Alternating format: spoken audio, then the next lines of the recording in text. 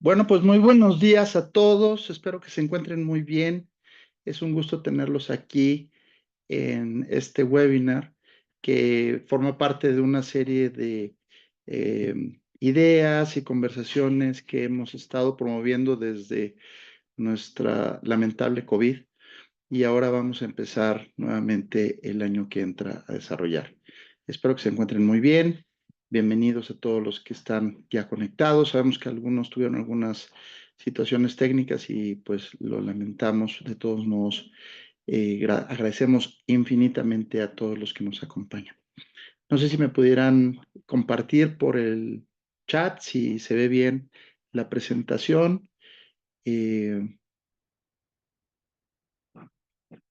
Liz, ¿se ve bien la presentación y todo?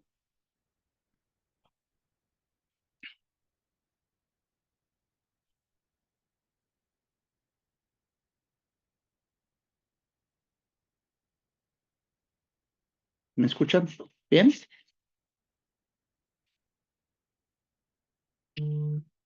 Gracias, gracias, Liz. Bueno, pues vamos a empezar platicando de este tema tan eh, complejo que se ha desarrollado en México en los últimos años, digo, en los últimos meses, que es la reforma judicial.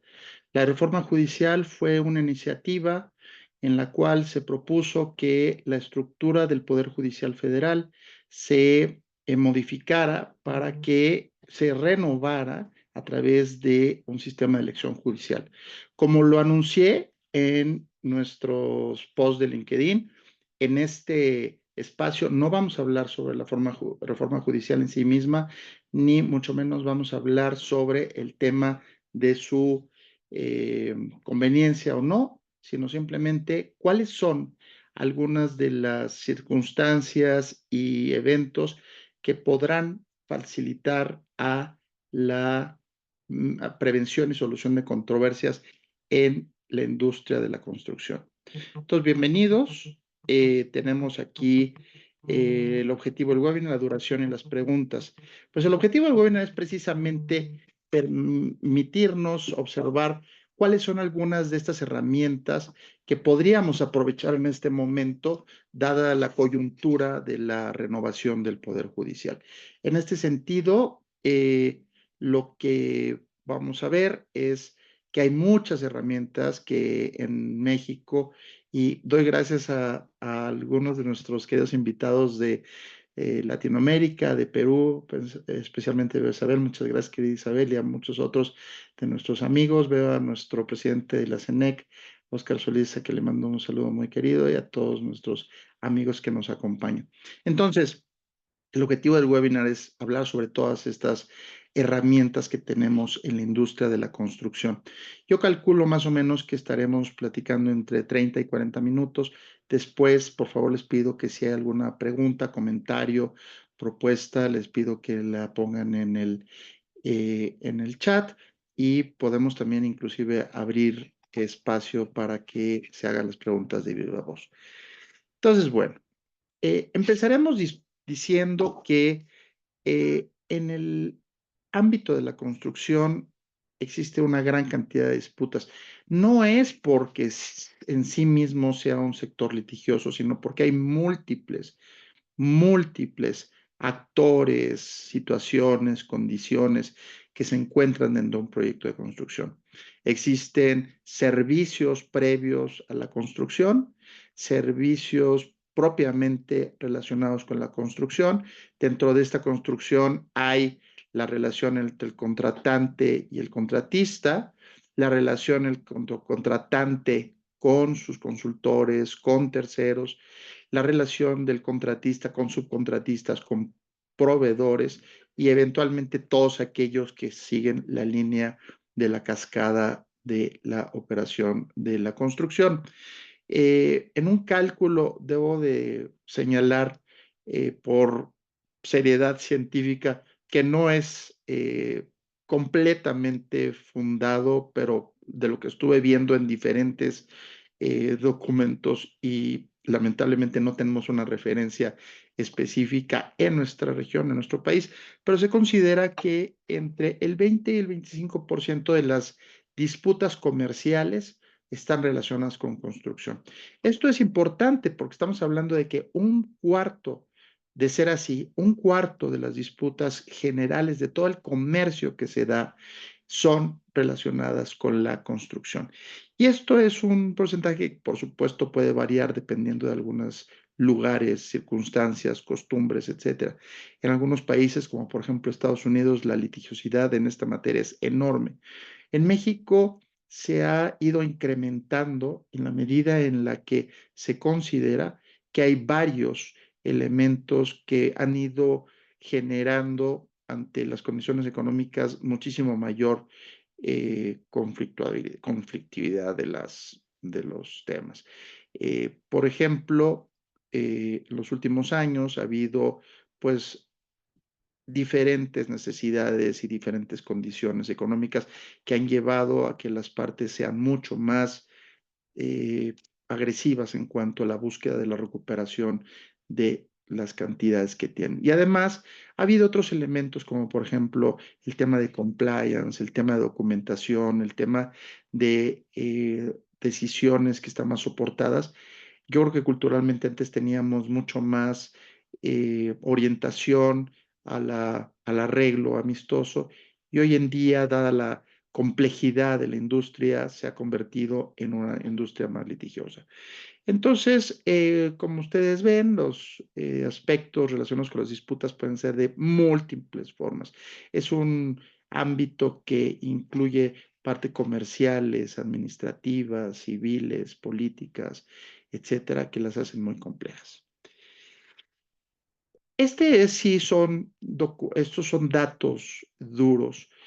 Cada año hay una empresa que se llama Arcadis, una consultora internacional que publica un reporte sobre las disputas en construcción. En el año 2022 y en 2023 eventualmente señalaron que las disputas fueron creciendo en cuanto a su existencia y si bien el valor promedio de las disputas aparentemente se redujo, de todos modos ha ido creciendo y ha sido muchísimo más enfática la situación de las disputas. Yo les invito a que vean estos reportes anuales, son muy interesantes, están muy enfocados a Norteamérica, pero a final de cuentas reflejan lo que el sector de la construcción nos muestra. En este mismo reporte hay tres temas que identifican como principales, fíjense, muy relacionados con la parte jurídica, curiosamente. Una es los errores y omisiones en documentos contractuales, es decir, todo aquello que desde la licitación hasta el finiquito, por decirlo así, o el cierre del contrato, implican pues la relación contractual. Y entendamos que en el sector de la construcción hay múltiples relaciones contractuales y por lo tanto múltiples documentos contractuales. Ustedes verán, por ejemplo, que hay casos en los cuales el contratista y el contratante celebran el objeto de un contrato, pero este objeto del contrato no necesariamente está relacionado o bien trasladado a los subcontratistas o a los proveedores o el mismo contratante cuando contrata al supervisor o al ingeniero, en el caso de FIDIC, no necesariamente coincide. Y todas estas situaciones de errores y omisiones generan muchísimas disputas. Acuérdense que la disputa es la falta de entendimiento de dos partes en cuanto a un concepto y eventualmente esa falta de entendimiento implica que alguien deberá asumir los costos y los efectos de esa disputa. Otro es el segundo, es la falta de entendimiento y aplicación de disposiciones contractuales. Tenemos lamentablemente una situación en la que ya es casi como una broma en el sector de que los actores de la construcción meten el contrato en el cajón, ya no se mete en el cajón, ya nada más se deja en una carpetita, ¿verdad? En nuestra computadora, pero pocas veces se acude para consultarlo. Y esto es importante porque no le damos un seguimiento contractual adecuado. Y última es los reclamos que se considera pobres en su presentación, pero este está muy relacionado con los dos anteriores. Es decir, si tú quieres presentar un reclamo sobre un aspecto de construcción y no tienes un contrato claro y no tienes una adecuada gestión contractual derivada de la falta de entendimiento del contrato, entonces los reclamos, que eventualmente son la forma de balancear el contrato, no serán claros. En México tenemos particularmente para los proyectos públicos, es decir, los contratos de obra pública y los contratos de servicios relacionados con obra pública, una ley que es federal y 31 leyes de carácter local. En todas ellas establecen que los tribunales son aquellos que conocerán de las disputas en temas de pues, conflictos entre el contratante y que en ese caso es la entidad o la dependencia y el contratista. Eventualmente hemos tenido ya y observado que hay no solamente el arbitraje en algunos de los proyectos celebrados bajo leyes de Petróleos Mexicanos y Comisión Federal de Electricidad, sino ya también hemos tenido afortunadamente algunos casos en los cuales, por ejemplo, Petróleos Mexicanos ha decidido optar por un mecanismo mucho más ágil como el perito independiente para resolver sus disputas, tomando en cuenta la complejidad de los litigios. Y esto pasó mucho antes de que la reforma judicial siquiera fuera perfilada. En el caso de proyectos privados no tenemos ninguna limitación. Tenemos tribunales, arbitrajes, peritajes, dispute boards, mediación, todo lo que ustedes quieran considerar en la industria. Pero lo importante es pensar esto, que va a ser a donde vamos a entrar el día de hoy, que es no debemos de visualizar que solamente las disputas deben de enfocarse a mecanismos formales. Hay una serie importantísima de tendencias en cuanto a gestión, administración y mecanismos propios de la industria que tal vez no hemos aprovechado mucho en México. Y precisamente de ahí viene el título de nuestro webinar, que es oportunidad. En este momento en el que estamos viendo una, una coyuntura muy importante, eh, necesitamos reevaluar todas nuestras condiciones para lo relacionado con el tema de las disputas. Entonces, en este caso, la situación de la reforma judicial hoy es la siguiente. Simplemente podemos decir que hay una reforma constitucional en la que el Poder Judicial, los miembros del Poder Judicial se van a elegir a través de votación popular y esto implica un proceso enorme y un proceso muy largo y muy, muy, muy complejo. ¿Qué quiere decir esto? Que muchos de los juzgadores hoy en día ya inclusive ya han empezado a renunciar. En la oficina hemos estado viendo que los juzgados ya en muchos casos se encuentran medios vacíos y eventualmente va a haber esta reducción de celeridad, de atención, porque pues propiamente es una irrupción en esta institución. Yo el otro día ponía el ejemplo de que si alguien va a un hospital y en el hospital lo atienden 100 doctores y de un día para otro les dicen, ¿sabes qué? El hospital vamos a cambiar los 100 doctores, propiamente uno quedaría preocupado, pues porque decir, ¿quién me va a atender, no? Y entonces, mientras que meten a los nuevos doctores, que nos van a demostrar sus beneficios, sus dones, lo que ustedes quieran, pues claramente tomarán un tiempo para nosotros. Pero la industria de la construcción es completamente dinámica y no es que podamos esperar a que las cosas se den con toda la parsimonia para poder empezar a resolver nuestras controversias. Entonces, les hago una referencia a este libro que hace mucho salió a la luz y que me gusta mucho porque es esta situación de que estamos pensando en que lo que siempre estamos viviendo nunca va a cambiar. Y lo cierto es que las cosas cambian todos los días. Esta es la historia de un ratoncito que todos los días tenía su quesito en un lugar y de repente se lo llevaron y el ratoncito seguía yendo al mismo lugar, al mismo lugar, al mismo lugar, mientras que otro se dio cuenta de que moviéndose a otro lugar podría realmente buscar una nueva oportunidad y generar su alimento a través de un queso distinto del que usualmente tenía. Yo se los recomiendo, creo que es un estupendo libro en este momento de cambio y además en un entorno tan complejo como el que tenemos hoy en día. Entonces, hay que recordar que la industria de la construcción es muy, muy, yo diría sabia, porque tiene muchos mecanismos que salen de la propia industria. Entonces vamos a hablar primero de los mecanismos de gestión para prevenir disputas. Tal vez el tema central aquí sea, vamos a tratar de prevenir las disputas más que resolverlas. ¿Cuáles son algunos de estos mecanismos que tenemos? Pues son mecanismos de gestión, son todos aquellos y aquellas herramientas que tenemos para poder llevar a cabo una adecuada administración de nuestro sistema contractual. Son buenas prácticas para cuando preparamos el contrato, para cuando celebramos el contrato, lo administramos y gestionamos nuestras diferencias.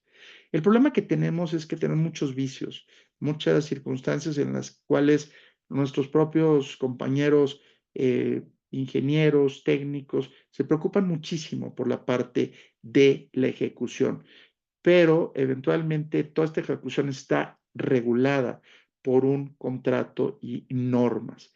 Y eventualmente estas normas son las que, y estos contratos son los que nos llevan a considerar que podemos tener problemas si no están claros los temas y generar las disputas que tratamos de evitar.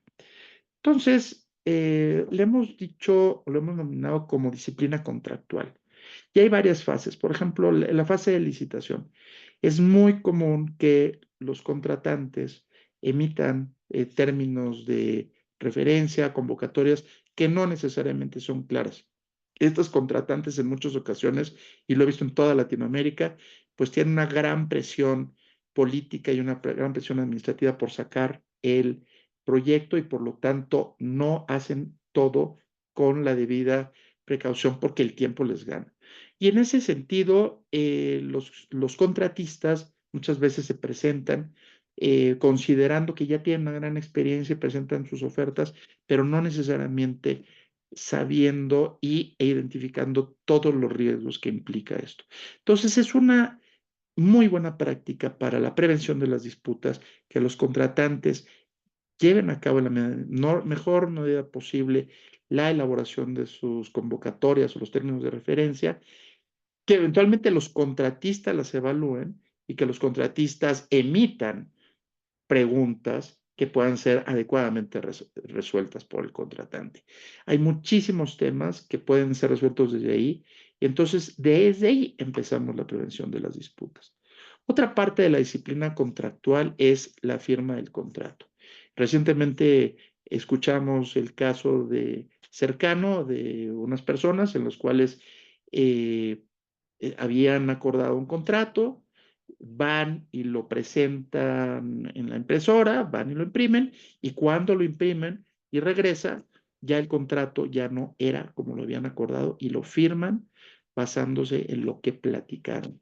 Hay que tener muchísimo cuidado porque hay veces que inclusive se utilizan versiones distintas por errores, por circunstancias, no estoy hablando necesariamente de temas de maldad, sino que tiene que ser diligencia. Y entonces, ese tipo de temas son los que provocan disputas porque no se revisan los contratos adecuadamente al momento de firmarse. Ese es otro mecanismo de disciplina contractual para evitar disputas. Durante la ejecución es fundamental. Si supongamos que tenemos ya bien hecha nuestra contratación, la formalización del contrato, durante la ejecución pues simplemente hay que cumplir lo que es el contrato y percatarse muy bien de todas las condiciones que tenemos en la ejecución y la administración del contrato. Es fundamental la comunicación entre las partes. A veces, tanto contratante como contratista, contratistas, subcontratistas, pensamos que son nuestros opositores o nuestras personas que, con las que son nuestra contraparte. En realidad son nuestros socios y somos aliados en un proyecto en común, literalmente. Entonces es muy importante mantener la comunicación. Un vicio que tenemos es que no nos gusta dejar las cosas por escrito. Hay que dejar las cosas por escrito porque diferente de lo que se considera, dejar las cosas por escrito, en lugar de generar disputas, lo que genera es la posibilidad de aclarar las cosas en el futuro. Una cosa es que una de las partes se ofenda emocionalmente porque le escriben algo, pero ese algo que está escrito eventualmente podrá resolver un tema en el futuro si se queda claro. Hay cientos de casos en los cuales resulta que la situación eh, de los soportes, de las obras adicionales, etcétera, pues no se pueden reconocer simplemente porque no hay documentación. Entonces hay que tener muchísimo cuidado en manejar un sistema de comunicaciones. Cuando haya variaciones, cuando haya trabajos adicionales, tratar de acordarlos previamente. Hay quien me dice que esto es imposible.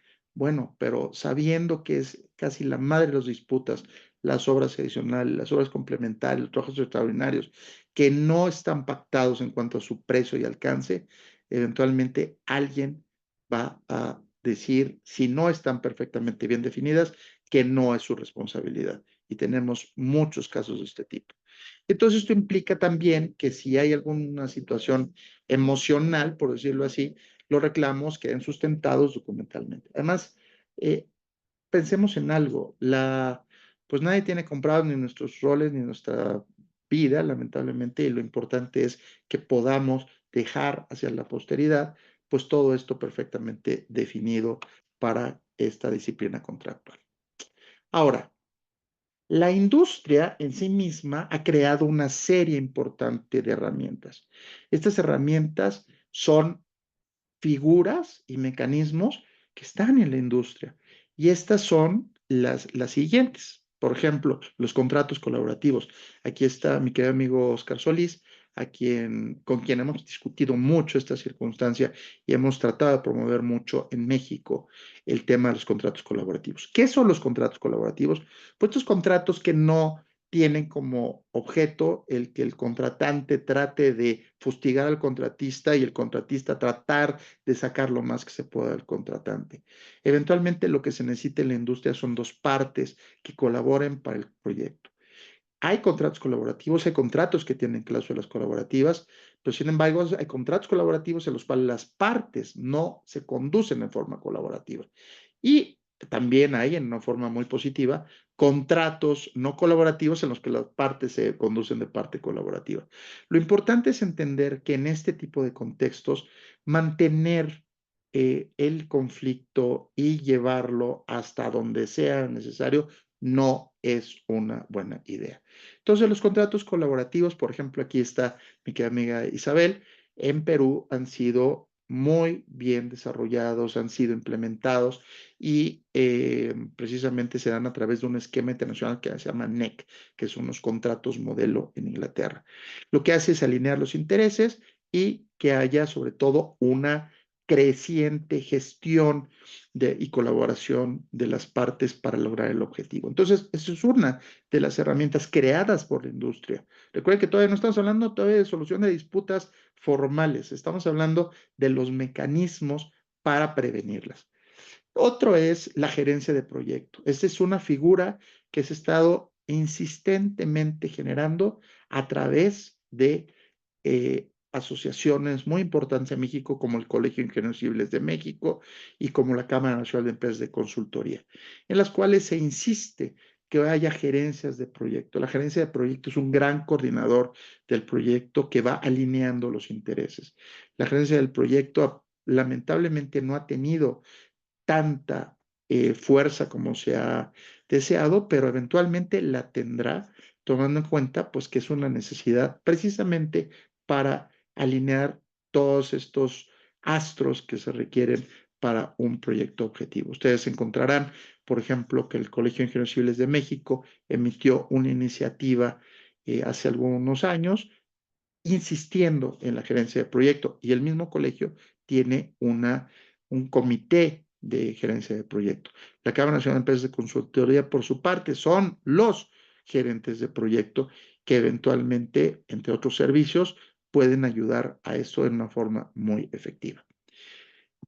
Tenemos, por otra parte, algo que no hemos visto en México, pero que he tenido la oportunidad de ver desde Guatemala hasta Perú, que realmente ha causado un efecto muy interesante en la industria, que es el de los contratos modelo internacionales. Regularmente, cuando hablamos de los contratos FIDIC, son contratos que las mejores prácticas, además elaborados por la Federación Internacional de Ingenieros Consultores, No es por abogados, no es por economistas, es por los ingenieros que han desarrollado este tipo de contratos para el efecto de poder permitir que haya una mejor gestión en el proyecto. Cada vez más usados en Latinoamérica, inclusive son muy promovidos, de hecho son los documentos estándar del Banco Interamericano de Desarrollo y el Banco Mundial y otros bancos regionales como el Banco Centroamericano de Integración Económica. Entonces, realmente han sido muy útiles porque lo que hacen es trasladar este concepto del balance de riesgos y el beneficio que tiene para las partes trabajar en una forma ordenada.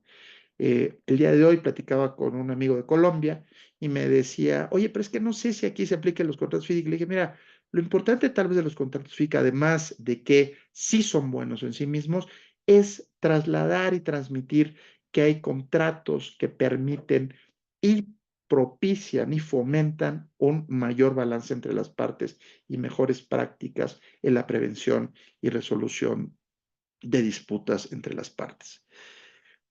Ahora, si ya entramos a un tema de mecanismos formales de prevención de disputas, tenemos muchos. Y ustedes los conocen y los vamos a comentar un poquito, que son los siguientes. Bueno, primero, un mal necesario, pues tal vez sí, porque como insisto en muchos de mis entrenamientos y mis pláticas, todos pensamos que somos expertos negociadores, todos pensamos que vamos a poder resolver las cosas por nosotros mismos y no es cierto.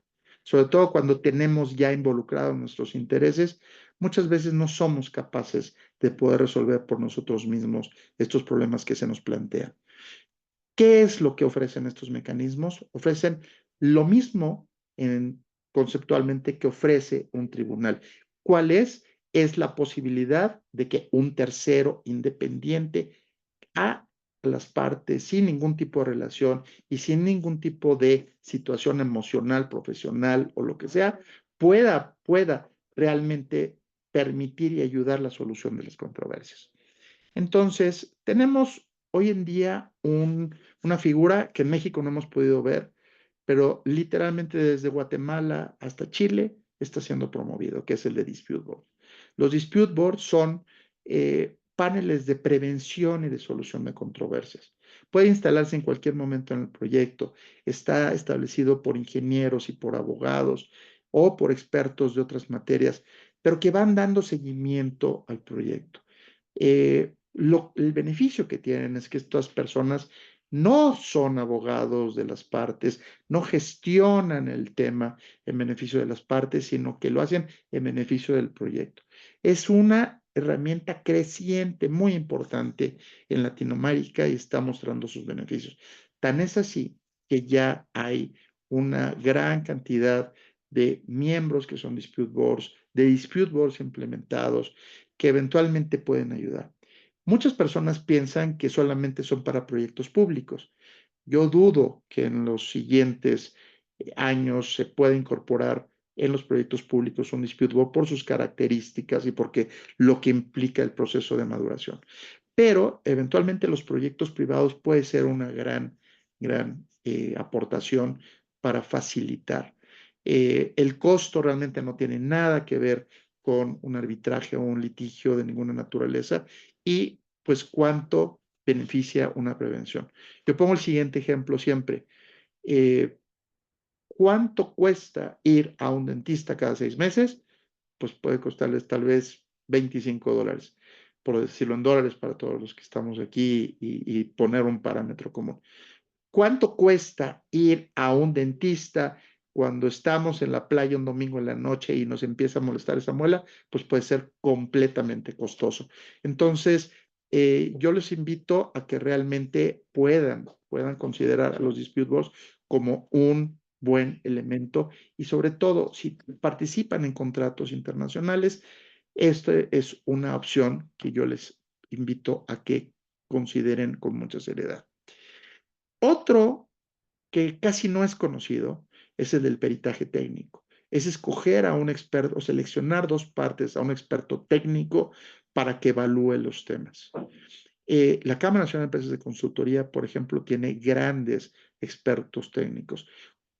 Ya hemos utilizado empresas de la Cámara Nacional de Empresas de Consultoría como peritos y resultan de un gran valor porque no siguen todo el proceso judicial, está muy bien acordado y su determinación es final y vinculante o no, dependiendo de lo que las partes quieran.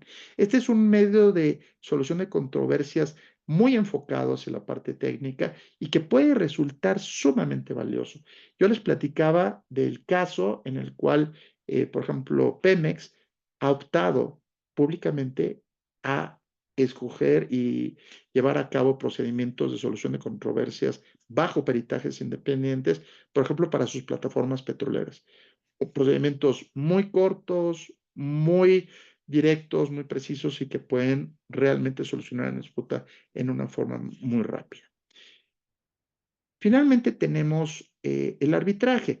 Ya es un mecanismo mucho más formal, digamos, ya es llegar a un punto equivalente al litigio, pero a través de un mecanismo privado en el cual se le nombra a una o tres personas denominados árbitros para que resuelvan una controversia. Este es un procedimiento formal reconocido por la ley, tanto su proceso a través del Código de Comercio como la ejecución del laudo que equivale a una sentencia judicial. Entonces, es un mecanismo ya maduro, altamente respetado y reconocido y lo que sí es que requiere un grado importante de preparación. Pero lo importante es que puede dejarse como última instancia para el efecto de resolución de una disputa si escogemos, por ejemplo, una mediación, un peritaje, un dispute board, un arbitraje. Ustedes van a decir, es que son muchos y pueden ser muy costosos. Bueno, pero tantas opciones que se dan quiere decir que pueden evitar una disputa larga, costosa y sangrante. Entonces, esto es lo que permitiría pues que ustedes llegaran a evitar un proceso ante un tribunal o ante un arbitraje. Entonces, ya para terminar, para hacerlo muy sencillo, es lo siguiente. Los tribunales siempre han sido una excelente opción, es la opción natural que tenemos. Sin embargo, hoy en día la transformación en México del Poder Judicial puede generar interrupciones que pueden complicar la vida a la industria. Como paréntesis, les hago un comentario, les comparto un comentario. Hace muchos años, cuando yo empezaba mi trabajo como dispute board en Honduras, le pregunté a la abogada que patrocinaba uno de los asuntos, oye, ¿y por qué se ha vuelto tan importante el tema de dispute board? Porque ella me decía, yo confío mucho en los dispute boards. Y le dije, ¿por qué? Me dijo, porque la justicia aquí es muy lenta, porque la justicia aquí es muy tardada, tiene muchas cargas, tiene muchas complicaciones, entonces lo importante es poder tener un mecanismo eficiente. Entonces, hoy en día podemos hablar de dispute boards, pero también podemos hablar de otros mecanismos y tenemos que fortalecer el tema de gestión contractual para permitir que ella facilite precisamente la prevención de las disputas más que llegar a un mecanismo de solución de las disputas. La construcción es una industria cambiante que requiere soluciones prontísimas, expeditas y contemporáneas. Eh, Cualquier caso que tenga una situación delicada y que se resuelva tardíamente la construcción tiene consecuencias sumamente graves. Y lo más importante de todo, y es lo que yo les quiero dejar, es que la misma industria ha generado múltiples formas de prevención y gestión de conflictos que permiten evitar las controversias. A veces no somos tan cuidadosos, tan diligentes, tan precisos en cuanto a la forma en que contratamos, en cuanto al contrato, en cuanto a nuestra administración, cosas que son completamente propias de la industria. La oportunidad a la que nos referimos en este momento con la reforma judicial no es sustituyamos por arbitraje, sustituyamos por dispute boards, no, sustituyamos nuestras malas prácticas de gestión por el tema de disputas. Es decir, en la medida en la que nosotros adecuadamente llevemos la formalización de los términos para una contratación, la celebración del contrato, la gestión del contrato y posiblemente mecanismos iniciales de prevención de disputas, habremos depurado una gran cantidad de problemas. Ayer escuchaba el tema de por qué a algunas personas les gusta vivir en Japón y dicen que en Japón las personas tienen que ir al doctor regularmente para ir dando seguimiento. Y el promedio de vida de Japón incrementó en 50 años, 25 años, de 60 a 85 años. Entonces, esto es algo equivalente. Nosotros tenemos que, ante una situación como esta, que es completamente circunstancial y que no tiene que ver directamente con la industria de la construcción, aprovechar esto para reconsiderar y darnos cuenta de que tal vez no estamos yendo por la vía apropiada de las disputas. La vía no es resolver las disputas, sino prevenirlas en beneficio del proyecto. Entonces, pues, necesitamos una visión más preventiva en la industria mexicana de la construcción. No la tenemos. Hay algunos que sí, a través de algunos mecanismos, las consideran, pero no necesariamente tenemos esta visión. Y es importante que podamos tener muchos mecanismos de gestión y formales para resolver nuestras disputas. Pues me ha dado muchísimo gusto estar aquí con ustedes. Eh, Cumplo con mis 40 minutos para que no sea un webinar largo. Es para dejar semillas, para dejar inquietudes, para continuar la conversación. Yo los invito, antes de que les dé la voz, si es que ustedes quieren participar, a que nos sigan en LinkedIn. En LinkedIn metemos muchísima información sobre contratos FIDIC, sobre temas de gestión contractual, sobre arbitraje, pero sobre todo mucho sobre la industria de la construcción. Entonces, yo los invito a que nos sigan. También en nuestra página de internet y en X tenemos muchos videos y muchos recursos que son completamente disponibles porque lo que nos interesa es que la industria de la construcción sea creciente, sea productiva y se logren los propósitos de la industria. Porque recordemos que la industria no son contratos ni son disputas. La industria son instalaciones, bienes y infraestructura en beneficio de los usuarios. Y no necesitamos cosas que no sean estas. Así que muchas gracias. Abro el micrófono, o más bien si me ponen en las preguntas y respuestas eh, algunos temas. Gracias. Julio, gracias. Dice, con el cambio de naturaleza jurídica de Pemex FE, ¿cómo se verían afectados los contratos actuales de construcción y los que se vienen? Mira, mi opinión personal es la siguiente. Pemex y CFE, antes de ser empresas productivas del Estado, eran organismos descentralizados. Cuando eran organismos descentralizados, completamente se apegaban a la ley de obras públicas y a la ley de adquisiciones y eventualmente lo que hacían es apegarse y resolver sus disputas a través del Poder Judicial. Cuando se convierten en empresas productivas del Estado, empiezan a tener una mayor apertura en cuanto al tema del arbitraje. Había antes, yo lo sé, había antes, pero de que fueran empresas productivas, pero eventualmente se hace muchísimo más por el tema de que se entiende que la figura de la empresa productiva será, pues precisamente destinada a cumplir con fines mercantiles. Ahora regresa a empresas del Estado.